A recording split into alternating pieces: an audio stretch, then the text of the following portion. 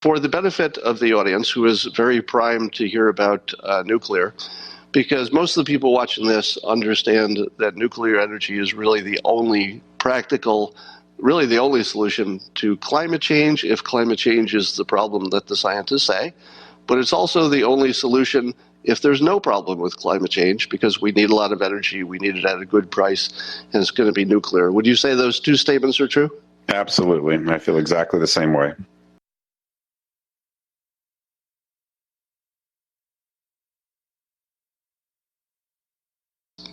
Kirk, are you there?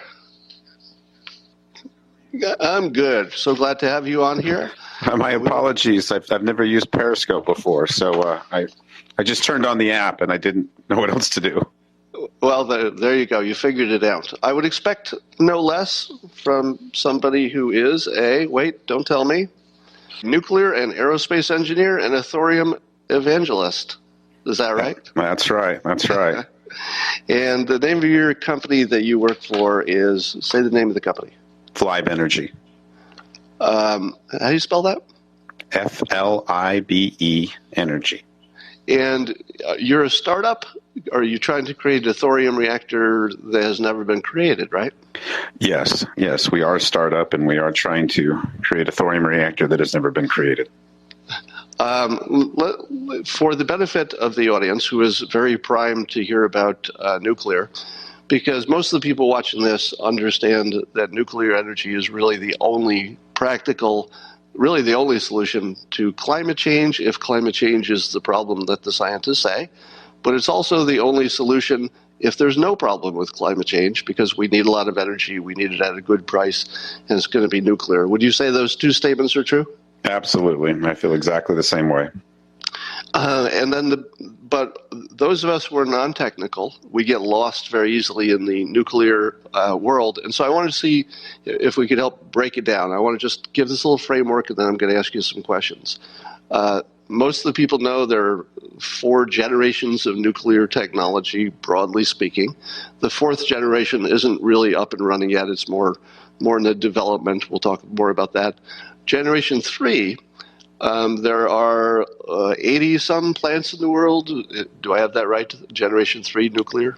No, there's just a handful of Generation 3 plants. Most plants are considered Generation 2 plants. And I've always kind of smiled a bit at this characterization of these generations. It was like kind of a retcon on the whole thing, because almost all of our nuclear reactor technologies, even the ones that are considered Generation 4, were invented back in the 40s and 50s. In fact, the very first reactor we ever had in the United States that produced electrical power was a sodium fast breeder reactor. It was a so-called Generation 4 reactor. That was built in 1951. All right, but let's keep it easy. So the generations are very broad, arguable categories. But would you say the Generation 3, where arguably a lot of the current plants are, if you were going to build one today, most likely it would be a Generation 3. Would you say that's true? Yeah. The plants that are being built in Georgia right now are the AP1000s. They're considered Generation 3 plants. Right, and this is non-thorium. What is the technology called that's most of the Generation 3 have? Pressurized water reactors. And I see a comment that says sodium equals salt. No, sodium is a constituent of salt. All right. So those plants have had, correct me if I'm wrong, there's no Generation 3 plant that's ever had a nuclear event, right? No meltdowns? Nope. All right. But they have some other problems in terms of waste, et cetera, proliferation. So give us the quick benefits of thorium, and for the layperson without the technical details, where do you get thorium versus where do you get plutonium, which fuels the Generation 3 that we know about? Give us the quick tour of that. And the big picture is billions of years ago, there was a supernova, and all kinds of things got made, and most of them decayed away, but 2 of them had really long half-lives and were still radioactive. That's thorium and uranium. Kirk, for the benefit, the tough thing for this audience is that most of them are not technical. So talk to us in terms of the user important stuff, such as there's lots of thorium. Where do you get it? Well, yeah, and that's why we have 3 times as much thorium on Earth as uranium. It's pretty much everywhere, very evenly distributed. Some places we have higher concentrations of it. One of the richest deposits of thorium in the Western Hemisphere is in Idaho.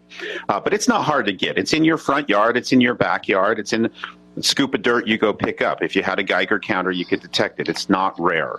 It's a common material. It's about as common as tin. Now, I did see somewhere, I was just looking before we talked, there's somebody saying that there's no more or less thorium than there is plutonium when you consider how hard it is to actually get to it. Does that ring true or no? Well, there's no natural plutonium. Every speck of plutonium on Earth we made in nuclear reactors. But thorium is naturally occurring, and you go and you can make it into a nuclear fuel called uranium-233 in an analogous way that we turn uranium into plutonium. Thorium isn't directly a fuel, just like most uranium isn't directly a fuel. A very tiny sliver of uranium is directly a fuel, but all uranium, all thorium can be turned into nuclear fuels and can produce the energy we need for billions and billions of years. We'll never run out of energy if we utilize these materials. Now, would it also be true we'll never run out of energy with the older technology, in a real sense?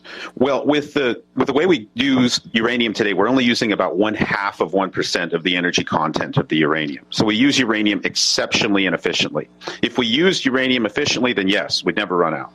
But we're not using it efficiently in today's technology. Ironically, that's what that very first reactor was for, was to try to use uranium more efficiently.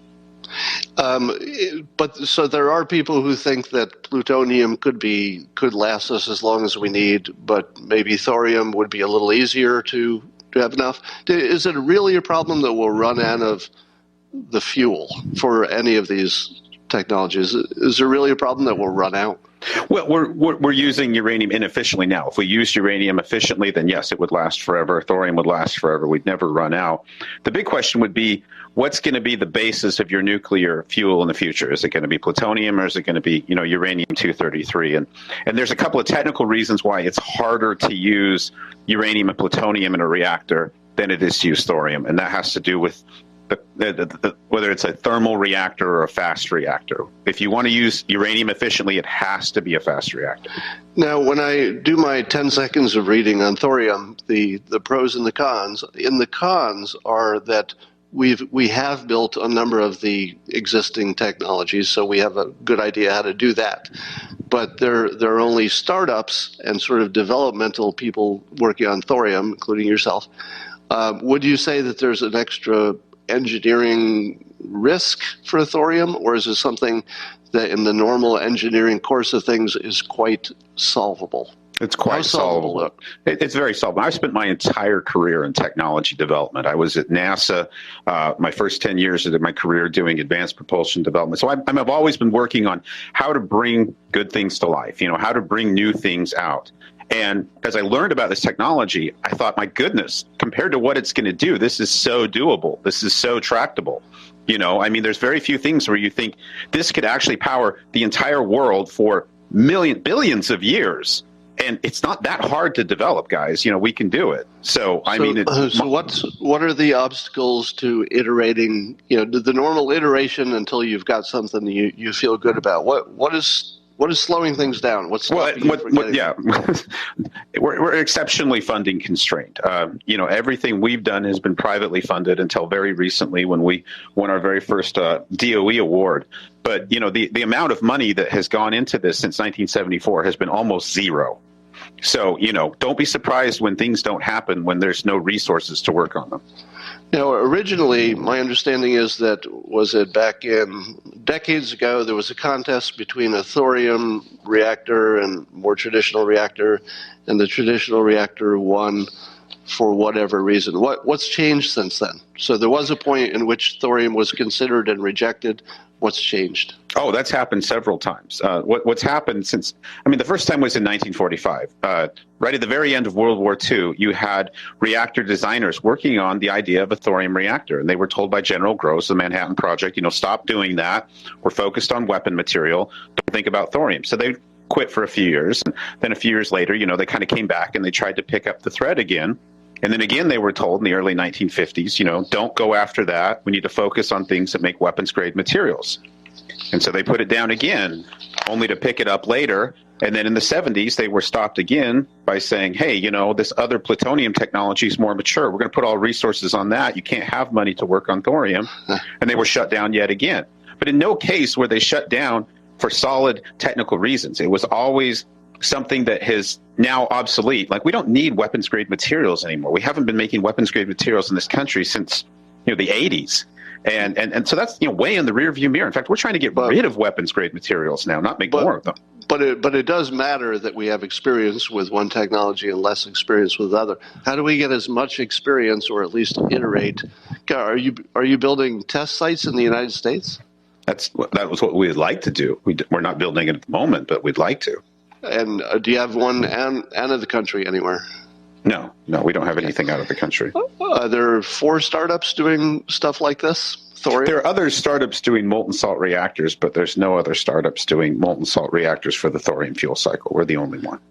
And why are the other people not loving it, and you guys do? What do you see that they don't see? They think that what we've bit off is too challenging. They think that our ambition to have an efficient nuclear fuel cycle that closes all the gaps, that, you know, uses the fuel at high efficiency, they think, it's too hard. We don't want to do that. So they're designing reactors that are going to use uranium just as inefficiently as we use it today in pressurized water reactors. I find that pretty unambitious. I find that like, well, what's the point of doing that? So we just see things differently. What part is ambitious? There must be some part of the engineering for thorium that you have some unknowns about.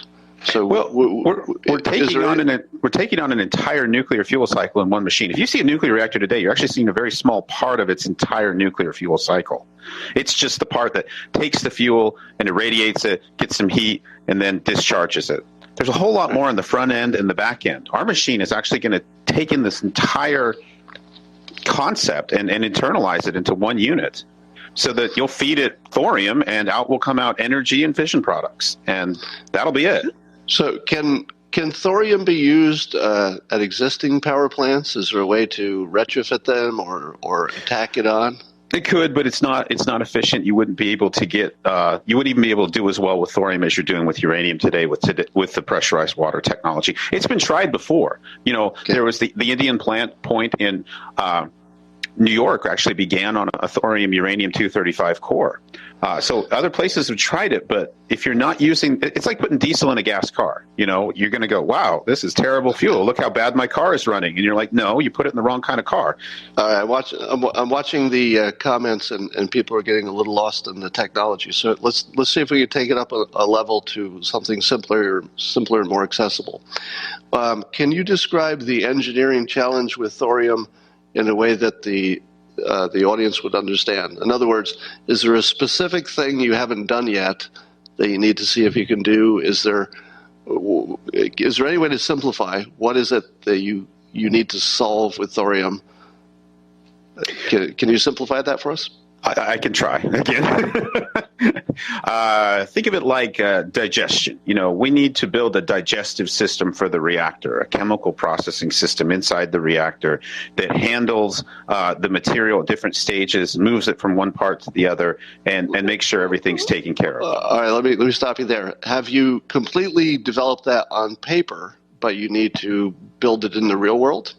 We have sketched it out on paper. I did a report with the Electric Power Research Institute in 2015 where we described the parameters of that system and how it would work. But again, that was preliminary.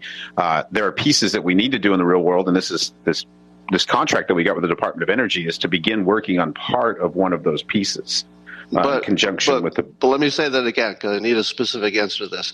On paper, is it fully designed? No, it's not fully designed on paper. Okay, and is that because there are some things that would need to be tested in the real world before you could know to put them in your design? Yes. Okay, and is it stuff that could be tested without building the entire plant? Yes. Okay, so how much funding would it take, do you imagine, to get, let's say, just your company? How much money would you need to know that you could get to a design that's worth building? $50 million. $50 million in how long? To know that we have a design worth building, 2 or 3 years. 2 or 3 years. And then you'd have to actually build a test site somewhere safe, et cetera, to know that you could really scale it up, right? Yes. And how long would it take to build this test site? Even let's say if you had it instantly improved, how long would it take? 5 or 6 years.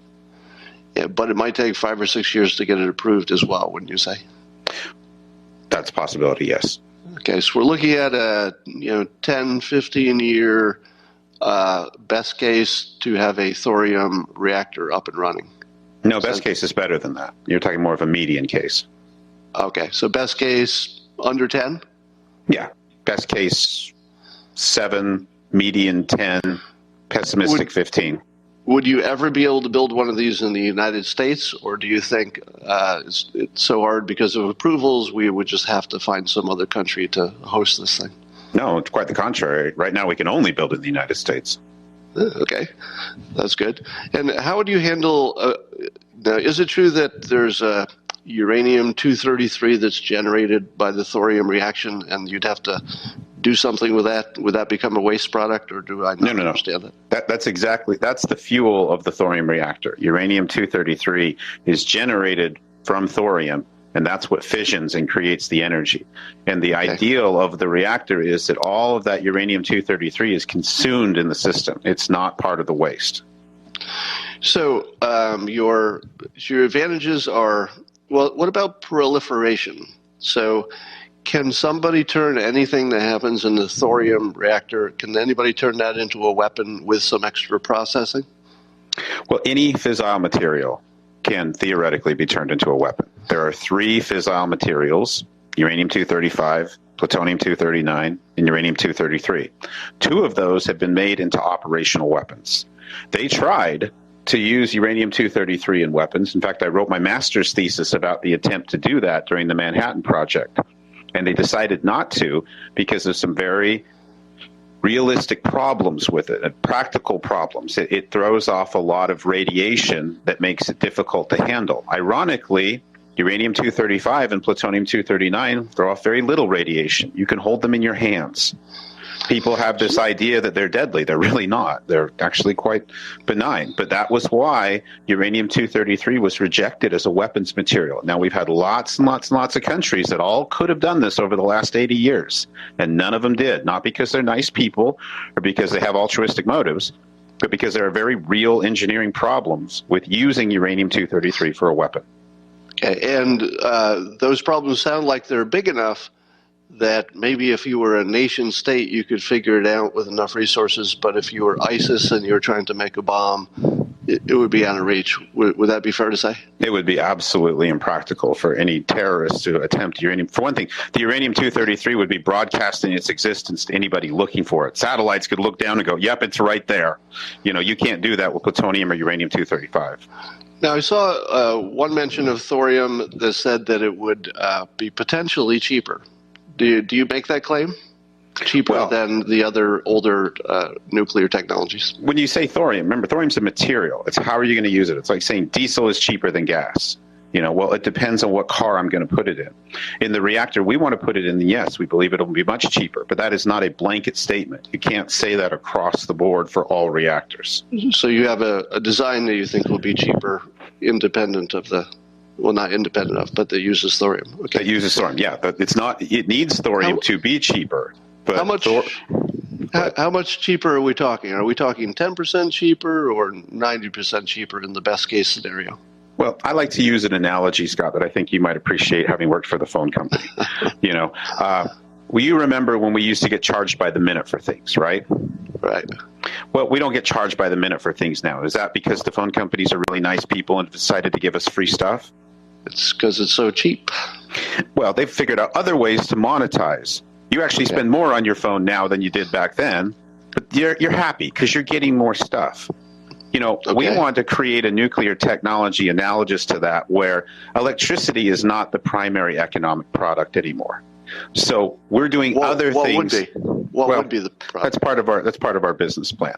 But we're doing other things so that, we're not super worried about what the electricity costs. In fact, to first order, it's almost a waste product of our reactor. So that's really upends an economic situation. People say, is it cheaper than now? And I'm kind of like, it's different than now. It's not like now. All right, so there's some other economic benefits beyond electricity which you hope to monetize. There are a number of, more than one. Like cancer treatments, what are other things? That's one of them, yeah. All right, you probably can't tell me all the secret stuff. You'll probably figure most of it out. You're a pretty clever guy. The point I'm trying to make, though, is it's not today's reactors only monetize electricity. That's the only thing they make that they sell to people. And so it's all about racing to the bottom on the cost of electricity. What if you had different products to monetize? What would you do? Okay. All right. Got it. So we won't have details in that, but I will accept that that's a path. What is the design you guys are working on? Is that the one with the liquid fluoride or no? That's right. It uses a liquid fluoride salt mixture, and that's lithium fluoride, beryllium fluoride. And that's where the word FLiBe comes from. Fluorine, lithium, beryllium. Let me give you some help on the marketing of this idea. When I read about this design, see if I'm right. There's some kind of a liquid fluoride plug that will melt under certain conditions, and that's the safety valve. Am I saying that right? Can you say that in better words? There's this idea of a freeze plug. It's like a drain on a bathtub. And the notion being, and they tested this back in the 60s, the notion being that if all power is lost to the plant, that this hot salt will simply melt this plug. And the plug is being actively cooled. It's being kept frozen intentionally by active cooling systems. So that when all power is lost, all control is lost, everything goes dark, well, those active cooling systems stop, and that plug melts, and the salt drains out of the reactor into a passively cooled configuration. All right, let me tell you the marketing problem with that.